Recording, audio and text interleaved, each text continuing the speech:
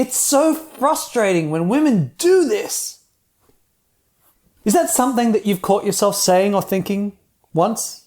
Maybe more than once? Maybe once a day? An hour?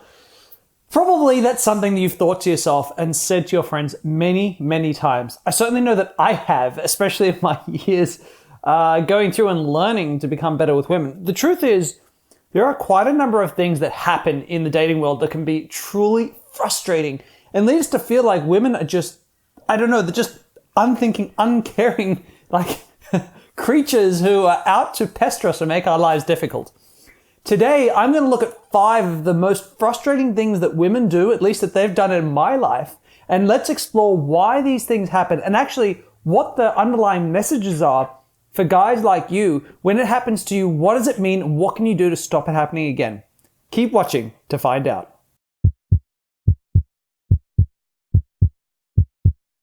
So, number 1 of the super frustrating things that women seem to do a lot is when you're talking to a woman and she tells you she has a boyfriend, but obviously she doesn't. Super frustrating, right? It's like, why are you lying? I don't understand. If you don't like me, just tell me. That's what I used to feel quite a lot. It was, I'd really want honest feedback from women. If you just don't like me, then I know how to improve, or, I know what to do better. I'm not left thinking, wait, did she really have a boyfriend? Didn't she? Is this one big lie? So why does this happen? Well, it's probably not a surprise. I mean, in the first level, it's about avoiding conflict. It's, this is going to be a theme that you're going to see come up in a number of these points, that we live in there's 2 things at play. One is undoubtedly true, like 100%. We live in a society that values women who are nice, values women who are sensitive and caring. That's like, even from little children, we reward little girls who are nice and sensitive and sweet and caring, right? We reward that. So what we do is we instill that behavior in women. The second factor at play is I believe, but I have to admit that there is some debate around it. But I believe this very strongly, and there is good science to suggest this, and that is that hormonally women are wired to be more agreeable and sensitive and nice as well. So what this means is that conflict is difficult for all humans. If you've ever had to tell someone they're not good enough, like they're actually not good enough for you in one regard or another, like tell a friend, sorry, I just don't like you anymore, dude, I don't want to hang around with you. Or, this type of really personal confrontation and letdown, that's a really hard thing to do. And it's hard for men, right? And it should be imaginably even harder for women. It's not a pleasant thing to do. And so what happens is a lot of women think to themselves, well, the easiest option here is just to tell him that I got a boyfriend. And that way I'm not being rude. I'm not hurting him. I'm not making him feel like he's not good enough. I'm sure he's a nice enough guy is just not enough for me, or he's not what I want. And that's what women do. But there is another element to it, because I know plenty of women who have thought to themselves, you know what, if a guy isn't doing a good enough job, he deserves to know. And so I'm going to tell him. So I know lots of women who do that. Good on you to those women. But here's the thing. I see this a lot as a dating coach in bars and clubs too. Very often when a woman does give a guy the courtesy to tell him the truth, a lot of times, especially in bars and clubs, that leads to a whole world of trouble. So a woman says, sorry, I'm just not interested. Have a great night. And then the guy says, why? Why aren't you interested in me? What don't you like about me? Do you think you're too good for me? How can you know that you don't like me if you don't give me a proper chance? All this kind of stuff, right? Guys can be really, really persistent. Probably not those of you watching, but a lot of the guys who actually approach, the guys who are cocky, confident, all that kind of thing. Well, confidence is the wrong word, because when they start going, why don't you like me? That's not really a confident thing. But a lot of men do that in bars and clubs. It's super common. And so women have just learned to avoid these kinds of situations. You see, if she says, I got a boyfriend, there's a lot less that he can say, right? That makes things uncomfortable and awkward for her. So women have just adapted to come up with different strategies other than just saying outright, I'm not interested. To some degree, society's to blame. To some degree, women's push to be nice and friendly is to blame. And to the other part, men themselves are to blame, not us specifically, not the guys like me who would take a hint and walk away, but just men in general. So that's number 1. It is frustrating, but I think we shouldn't be too angry at women for going that direction. It's not fun to have to reject people constantly, and a hot woman has to reject a lot of guys. So the second really annoying behavior problem with women it used to be a massive one for me. And it was that I would text a woman or message a woman, with my phone or with Tinder or whatever, and she wouldn't reply for like a day or two. Hugely, hugely frustrating. So what's going on here? Why does this happen? What behavior is leading to this outcome? Well, first of all, of course, women are checking their phone. And, when they do reply and they say, sorry, I didn't reply, it's been a hectic day or it's been a hectic week, we know that that's not really true. I mean, they could always find time to reply to a text. We know that that's true. But what's actually happening is that, and I have to admit that I've been guilty of this myself as well. If you get a text message from someone during the day, oftentimes you are busy, you're doing something else, but if you get a text message from a good friend saying, hey, guess what, dude, I just bought a new puppy, you're probably going to respond. But if you get a text message from someone that you're not super eager to talk to, but you know that you do need to talk to at some point, you'll often look at the phone and you think, cool, I'll respond to that later, right? This is a very common behavior type with people who are very busy. And as I said, I do this a lot. My partner's done this quite a bit, and you forget to write back to people. And this is actually what often happens a lot of times with women is they're busy doing something. They see your message. They think, I'll respond to him later. They put the phone down and they keep doing whatever they're doing. So what's this telling you? Like, what can we learn from this? Because this isn't really great behavior, but anyone who's really busy does this on the whole. So really it comes down to the fact that your value in her eyes is not that high. In other words, your buying temperature is not that high. You are just a random guy at this point. And I always say to a lot of guys, if you got a girl's number and you're texting her and she's taking a long time to respond, she's not that eager in you right now. And that's really it. If she was super eager, she'd reply really quickly. The fact that she's not and she's putting you aside and then forgetting about it means you're just not very important in the scheme of things for her. And that's really at the core of this kind of behavior type. And this is what it looks like when it gets manifested with women. So the key is this: your initial interactions with women, if this is what you're getting, have to be better. You have to be more funny, more fun, more engaging. Therefore, your buying temperature, your value in her eyes needs to be higher. She needs to be more excited at the idea of getting a message from you, and then she's going to respond. The other thing that can really, really help is if the message that you send is fun. Like if the message you send builds value, then she's going to respond. And one of the best ways to send a message that women are going to want to respond to instantly or very quickly is something that's playful and fun. So I don't know if you've ever had like mates send you a message on Facebook or text or whatever, and it's kind of a bit of a playful dig, right? And you feel compelled to think of a way to respond back and playfully dig back at them, right? That's this compulsion that we have when someone sends us something teasing and playful like that. And it works really, really well in women. It's one of the reasons I tell guys your initial texts to women have to be playful. Because if you send something playful, you're imparting value into the text conversation, and she's going to be far more likely to respond. So yeah, honestly, when women do that, it's 80% on your shoulders, guys. I know that's not nice behavior not to respond straight away, but I've talked to a lot of guys as well. Outside of dating, guys do this too. So it's not just a woman behavior. It's just something that we do when we get a message from someone we're not that eager to talk to. Now, this third one is something that a lot of guys find hugely frustrating. I know this, and it's when women line up a date and then they flake at the last minute, like an hour before the date or a couple of hours before the date. They're like, oh, sorry, I can't make it tonight. And you're like, man, I was just all getting ready for this. And like, you seriously going to tell me at the last minute? Why does this happen? Well, actually, honestly, it's an amalgamation of the previous two reasons for the previous 2 points. First of all, women don't like rejection. They don't like being rude, and they don't like being mean or putting guys down. And some women are really bad at it. Like bad to the point where, in point one, I kind of said you shouldn't blame women too badly for this. You should blame women for this, because the women who do this are women who have issues, serious issues being direct with people. And so what you get is women who they meet this guy and they're not really that interested in him at all. Not just, I'd be willing to go on a date, but actually they don't really want to go on a date with him. But they're really bad at saying no. And so you get their number, you organize a date with them, they say, yeah, okay, we can go on a date. They don't really want to go on it, but they haven't told you yet. And as the date rolls up, they realize they have to do something or they're going to stand up a random guy, and that's not a very nice thing to do. And then they flake the last second when you try to follow up with them. Really, really common stuff. And so how can you how can you inoculate yourself against this? Honestly, this is where being experienced with women will come into play, because you can start to read the signs. You know, if you've got a woman who always takes a day to respond, thinking about the previous point, it means she's not that eager. It means that she's not that interested in you. And if you get a woman who does that and she's lined up a date with you, odds are she's going to flake. Yeah. So you start to get a lot of these signs that she's not really that engaged. You know, or when you text her, she only gives you one word or three-word answers to things you text her. It's a sign that she's not investing in you.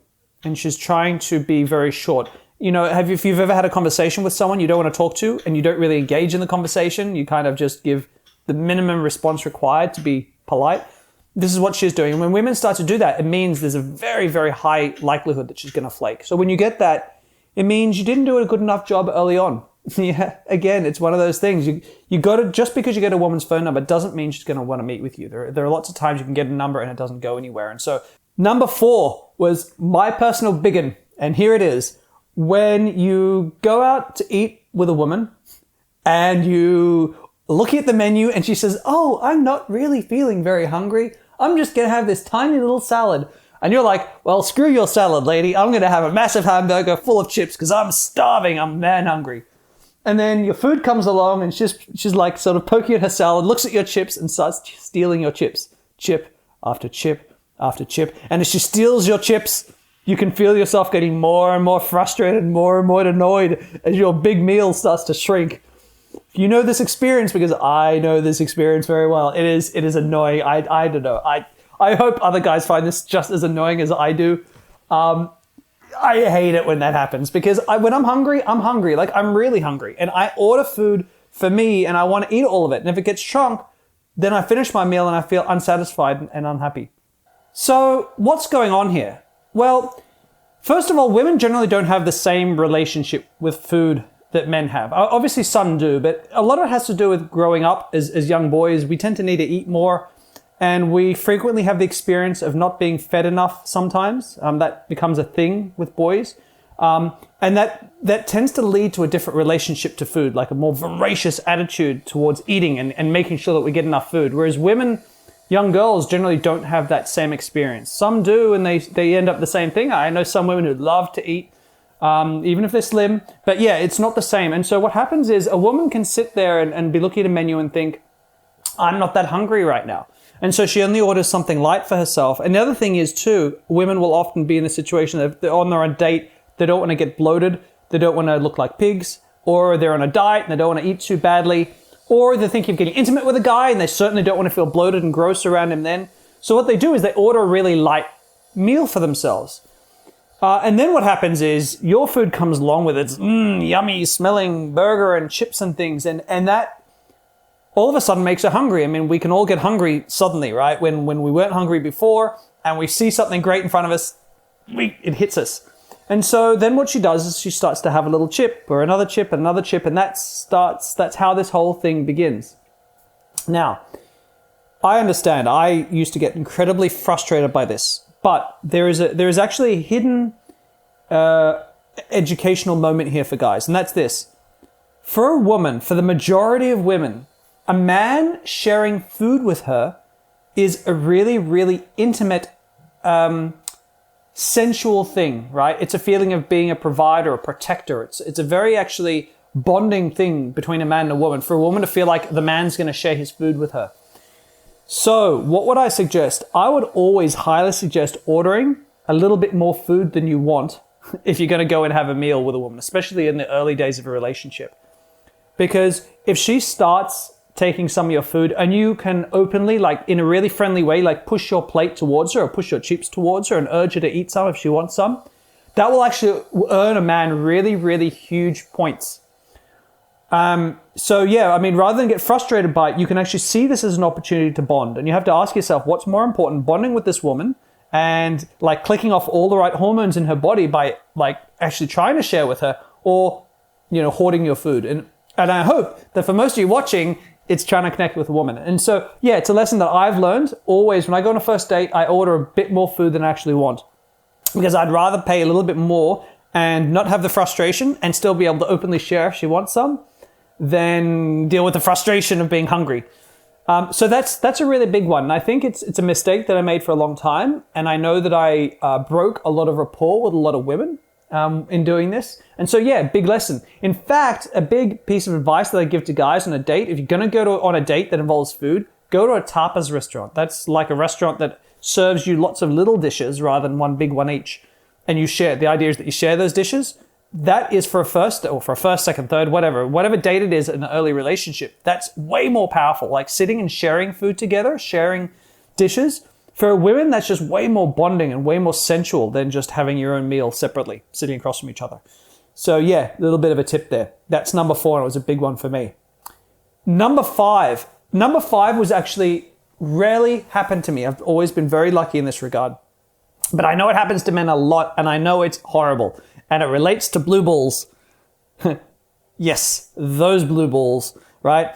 It's when you go home, like in the early days of the girl, and you're making out and it's getting hot and heavy and things are getting all wired up and she's getting all heated up and you're getting all heated up, and then she stops you. Right then and there, like she holds you back at the last second, you're like ready and rearing to go, and she like stops the train. I've had it happen before, and it's harsh. It's rough. You know, what kind of a cruel human being would do this? Get a guy all riled up only to stop things happening at the last minute. Like, how mean. It's not, 99% of the time, women aren't doing it to be cruel. And they're not doing it to tease a guy. And it's actually been the point of a lot of contention, politically a lot of late, but this is actually a big deal.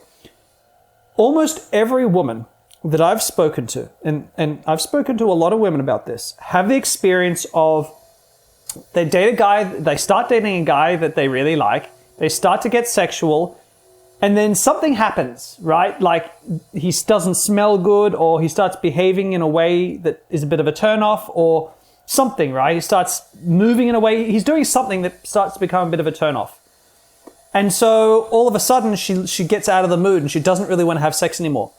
And then what a lot of women do is they have sex with him anyway because they feel obliged or they feel guilty pulling out at the last second and not going through with it. This actually hurts women quite a bit, this experience. Like for women to follow through on sex when they don't really want to have it is actually quite traumatic. Not like rape traumatic or anything. I'm not saying that. I'm just saying, but it is really, women can walk away from that feeling really dirty and kind of a bit disgusted with themselves. And it's not a pleasant thing. And so, you know, oftentimes women will be getting hot and heavy with a guy, and like it feels like it's full steam ahead, and suddenly something changes for her, like the way he's like just something to do with what you're doing can become a turn off, and she's not in the mood anymore and she doesn't want to go forward. So the learning is you got to start to look, if this happens to you a lot, you're going to have to start looking at what you're doing, your behaviors, because most of the time it means you're doing something that's knocking her out of the, you know, out of the vibe. It's killing her juju, and she's just not feeling it anymore, and she's pulling out. And most of the time it's because of something you're doing. And that's the big learning. Like when I have clients that I'm working with and they're like, oh my God, I get so frustrated when this happens. I totally feel their pain. I totally get it. But often it's just some basic behaviors that they engage in when they're getting sexual that they need to change. And by the way, make sure your breath and your body smells good, because either those two things smell bad, you're going to feel that rejection a hell of a lot. So yeah, make sure those two are heavily, you know, well looked after. So those are the 5 things that I used to find super frustrating. Is there anything else that you find frustrating?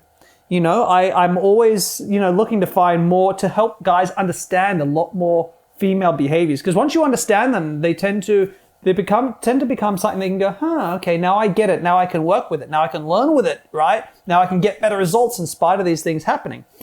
Also, guys, I've written a book called Sincere Seduction, which is a complete end-to-end guide showing you exactly how to approach, attract, flirt with, sexually escalate with, get phone numbers from, and go on dates with incredible women.